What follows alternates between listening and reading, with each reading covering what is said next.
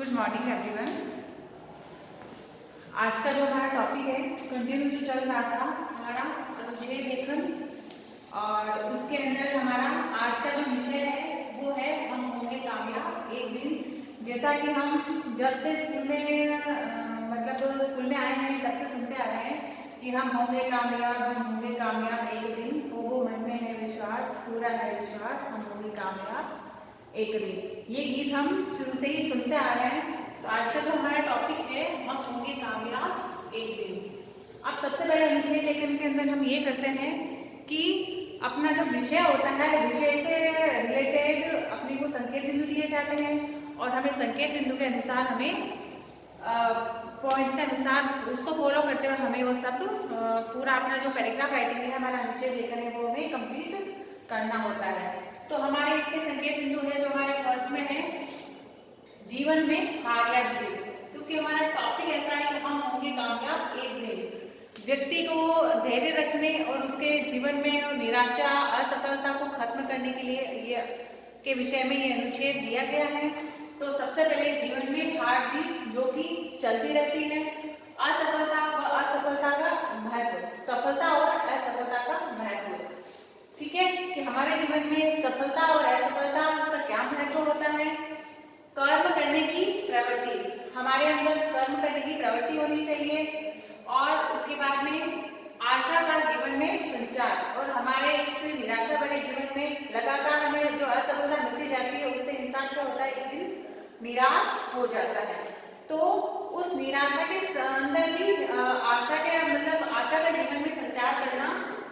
ठीक है, और फिफ्थ पॉइंट है अपना आशा उमंग और उत्साह का जीवन में स्थान। और आशा उमंग और उत्साह जोश का हमारे जीवन में क्या स्थान है उसके बारे में हम वो बताएंगे इसमें। और फिर लास्ट के अंदर है आपका निष्कर्ष। ठीक है, इन सभी का सार जो कि हमें एक और दो लाइन में देना होता है।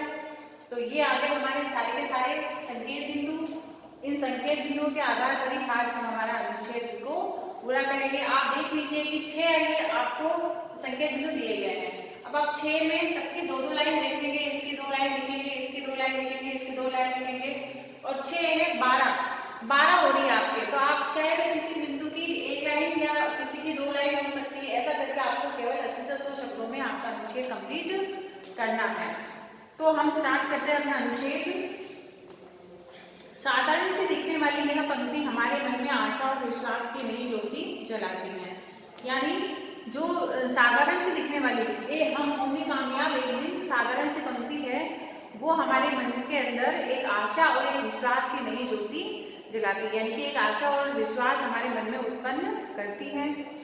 असफलताओं से हताश निराश व्यक्तियों को पुनः धैर्य और साहस के साथ कर्म करने में प्रेरित होने की प्रेरणा देती है। यानी कि असफलताओं, लगातार असफलताओं से हताश निराश व्यक्तियों को पुनः धैर्य और साहस के साथ कर्म में प्रवृत्त होने, यानी कि वापस अपने कर्म में मन लगाने के लिए, अपने कार्य में मन लगाने के लिए उसकी प्रेरणा देती है।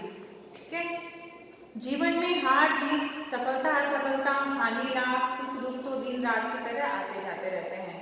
यानी जीवन के अंदर हार जीत, सफलता असफलता, सुख दुख, हानि लाभ, ये सारे तो दिन रात की तरह आते जाते रहते हैं। जैसे दिन रात होती है, रात को अंधेरा होता है, फिर एक दिन सूर्योदय होता है और दिन होता है, उसी तरह सिर्फ सीधा उसका कनेक्शन होता है सफलता और असफलता, सुख और दुख और आशा और निराशा, ये सब चीज़ें हमारी लाइफ में चलती रहती हैं। कई बार परिश्रम और उद्यम के बावजूद हम अपने लक्ष्य को पाने में असफल रहते हैं। यानी कितनी बार हम कठोर परिश्रम करते हैं फिर भी हम हमारे लक्ष्य को पाने में असफल रहते हैं।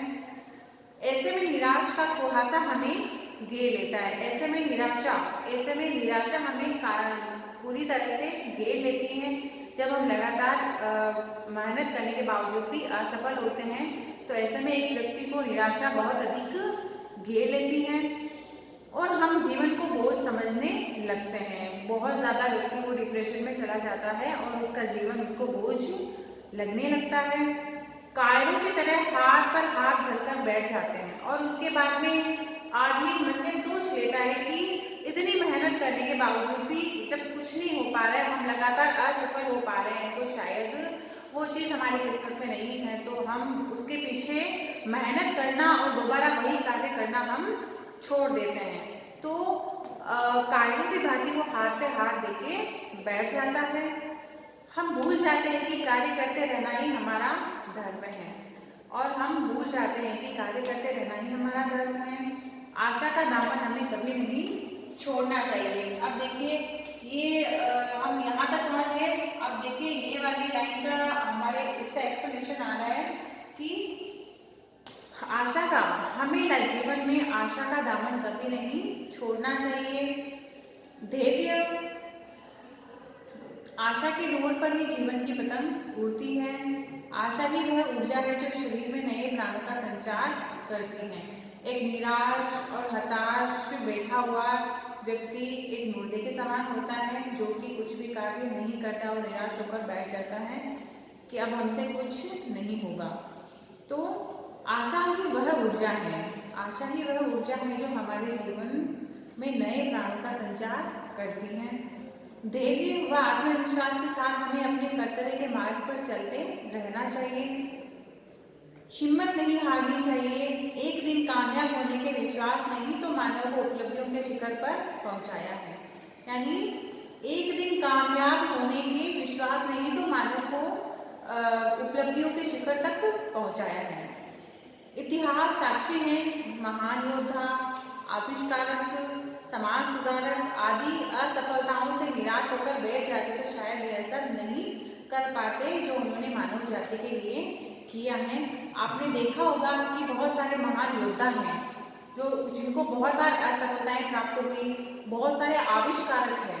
ये तो आपने देखा ही होगा बहुत सारी मूवीज में, बहुत सारी स्टोरीज में, या बहुत सारे जो महान वैज्ञानिक हैं उनके आप जिनका जीवन परिचय जब आप पढ़ते हैं तो आपने ज़रूर देखा होगा कि वो बहुत सारी असफलताओं उन्होंने अपने जीवन में पहले बहुत बार वो असफल हुए, और बहुत सारे समाज सुधारक जो कि बहुत बार असफल हुए, और उसके बाद में उन्होंने समाज में बहुत सारे विकास किए, बहुत सारे बदलाव किए और बहुत सारी कुप्रथाओं को खत्म किया।